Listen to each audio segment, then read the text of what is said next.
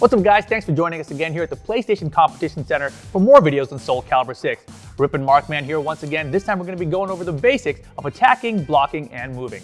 Now attacking is more than just mashing buttons on a controller. It's important to know how each attack works in conjunction with each other to become a better player. Let's see how they work. There are 3 different attack buttons in SOULCALIBUR 6. Horizontal attacks, vertical attacks, and kicks. The game will use the shorthand of A, B, and K to talk about these, since it's describing the moves a lot easier. There's also a guard button called G. To block attacks in SOULCALIBUR, you must hold the guard button. Holding back on the controller does not work. For the most part, attacks in SOULCALIBUR can hit at 3 different heights. We call these high, mid, and low. In order to defend against high and mid attacks, hold the guard button while standing. To block lows, you must hold down your controller along with guard. Importantly, if you are crouch blocking, mid attacks will hit you, but high attacks will always miss over your head. But to fully understand how attacks are built in SOULCALIBUR, you must also understand something called the 8-way run. SOULCALIBUR is especially famous for its fast, fluid movement, and 8-way run exemplifies this. Simply hold any direction on the controller to move in that direction, including diagonally, or double tap a direction to move more quickly. You can weave in and out of your opponent's attacks, and even access special attacks that are only available while running in certain directions. This is important because movement is crucial for defense. Vertical attacks are often strong offensive tools that hit mid, but they are almost always dodged by simply moving up or down.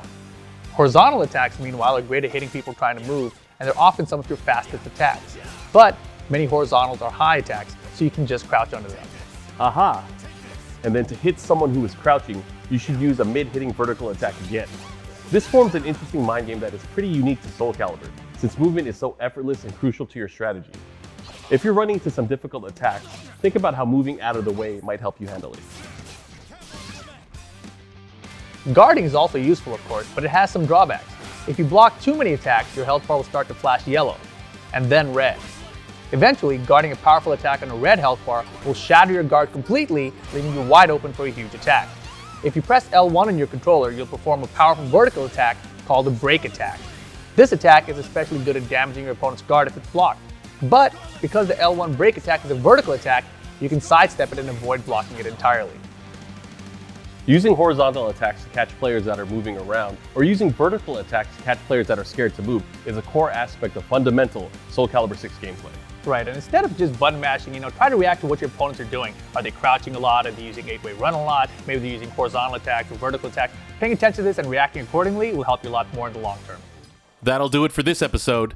This tutorial was made in partnership with the PlayStation Competition Center team. You can sign up for their open series competitions on compete.playstation.com.